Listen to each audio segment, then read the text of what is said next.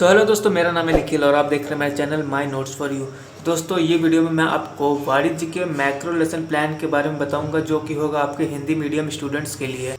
तो कल मुझे एक कमेंट आया था जिसमें मेरी सब्सक्राइबर मुझसे कह रही थी कि आप वाणिज्य के जो माइक्रो प्लान्स है वो प्लीज़ हिंदी में अपलोड करिए ताकि उनको हेल्प मिल सके।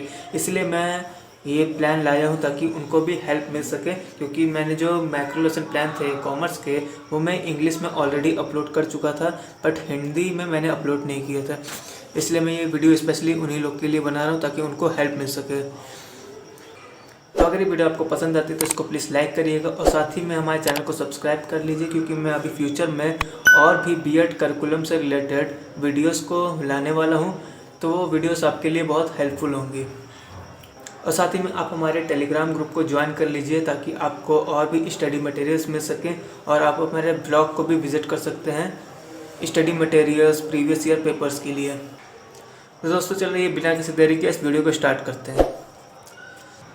दोस्तों, सबसे पहले आपको जो है अपने राइट पेज पे कॉलम बनाने होंगे 3। तो पहले आपको लिखनी होगी दिनांक, फिर लिखना होगा विषय, वाणिज्य उपविषय, अर्थशास्त्र और प्रकरण, अर्थशास्त्र की विषय सामग्री। तो ये है आपका कक्षा 9 के लिए और चक्र होगा आपका 5th और अवधि होगी आपकी 40 मिनट। इसके बाद आपको लिखने हैं सामान्य उद्देश्य। तो यहाँ पे 4 सामान्य उद्देश्य दिए गए हैं। आप वीडियो को पॉज करके इसको आराम से नोट डाउन कर लीजिएगा, क्योंकि अगर मैं एक एक पॉइंट बोलूँगा तो वीडियो बहुत ही लंबी हो जाएगी। सामान्य उद्देश्य लिखने के बाद आपको लिखने होंगे विशिष्ट उद्देश्य, यहाँ पे दिए गए हैं। इसके बाद आपको लिखनी होगी सहायक सामग्री और पूर्व ज्ञान। इन सबको नोट डाउन करने के बाद आपको अपने नेक्स्ट पेज पे आ जाना है। वहाँ पे आपको बच्चों से प्रस्तावना प्रश्न पूछने होंगे। तो प्रस्तावना प्रश्न हम लोग इसलिए पूछते हैं ताकि हम लोग छात्रों के जो पुराना नॉलेज है, पुरानी ज्ञान है, तो उसको हम जो नया ज्ञान है उसके साथ जोड़ सकें, इसलिए हम लोग प्रस्तावना प्रश्न पूछते हैं। तो यहाँ पे जैसा कि आप देख सकते हैं 5 प्रस्तावना प्रश्न दिए गए हैं। तो यहाँ पे सबसे पहले आपको 2 कॉलम बनाने होंगे। या आपको पहले कॉलम में लिखना होगा छात्र अध्यापक क्रियाएं और दूसरे में लिखना होगा छात्र या छात्र क्रियाएं। आप जो भी हो, छात्र हो या छात्रा हो, आप वो लिख लीजिएगा।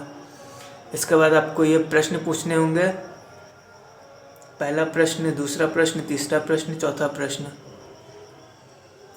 इसको पूछने के बाद आपको लिखना होगा उद्देश्य कथन। तो उद्देश्य कथन में यहाँ पे लिखा हुआ है आज हम अर्थशास्त्र की विषय सामग्री के विषय में अध्ययन करेंगे।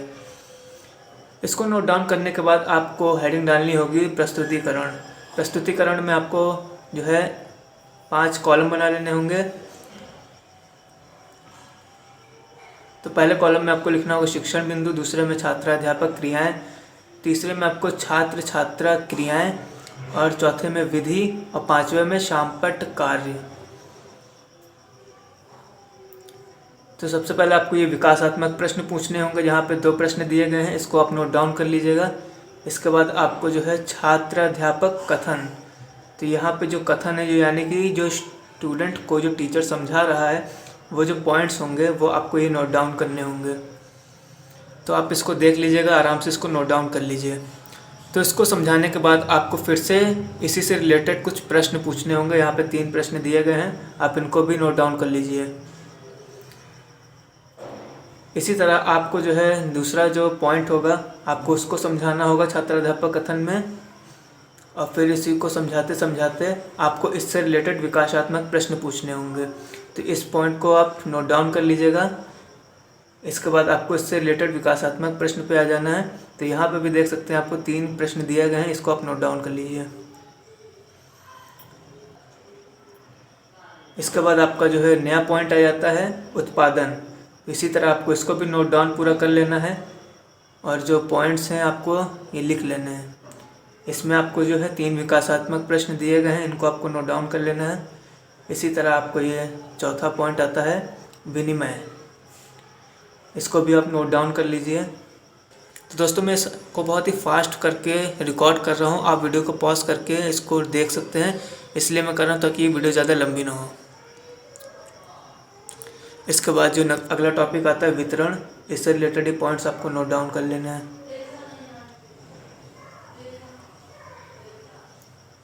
इसके बाद इससे रिलेटेड विकासात्मक प्रश्न आ जाते हैं।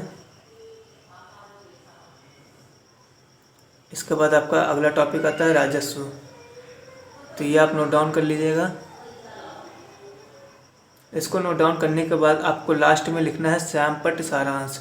श्यामपट्ट सारांश बाएं पृष्ठ पर अंकित है। तो आपको इस पेज की जो लेफ्ट पेज में जो ब्लैंक पेज होगा वहाँ पे आपको ब्लैक बोर्ड बना के चिपकाना होगा। अभी मैं आपको आगे दिखाऊंगा कि आपको ब्लैक बोर्ड किस प्रकार से बनाना है। इसके बाद आपको लिखना होगा लेखन एवं निरीक्षण कार्य, और लास्ट में आपको पूछने होंगे पुनरावृत्ति प्रश्न। तो इन प्रश्न को लिखने के बाद आपको छात्रों को गृह कार्य देना होगा। गृह कार्य में ये 2 क्वेश्चन दिए गए हैं, आपको उनको दे देने हैं। इसके लास्ट में आपको जो है ये ब्लैक बोर्ड बनाना होगा। तो आप ये देख सकते हैं कि ब्लैक बोर्ड किस प्रकार से बनाया जाएगा। यहाँ पे दिनांक होगी, केंद्र होगा, विषय प्रकरण, कक्षा, चक्र, अवधि। इसके बाद आपकी जो भी आपने समझाया होगा छात्रों को ये आपको लिख देना होगा ब्लैक बोर्ड के ऊपर। तो ये आपको ब्लैक चार्ट पे बना के अपने पेज के लेफ़्ट साइड में जो ब्लैंक पेज होगा उस पर चिपकाना होगा। इसी तरह से आपका ये प्लान होगा आपका कॉमर्स का, वो बन के तैयार हो जाएगा।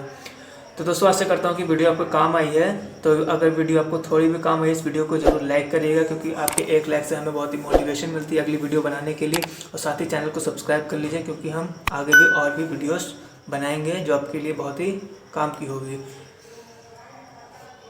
और साथ ही आपका कोई डाउट होता है तो आप हमसे कमेंट बॉक्स में पूछ सकते हैं। और अगर आप इसकी PDF डाउनलोड करना चाहते हैं तो इसकी PDF आप हमारे ब्लॉग से जाके डाउनलोड कर सकते हैं। और साथ ही मैं टेलीग्राम में भी डाल दूंगा इसकी PDF को, आप वहाँ से भी जाके डाउनलोड कर सकते हैं। तो दोस्तों मिलते हैं आपसे अगली वीडियो में। Till then thanks for watching.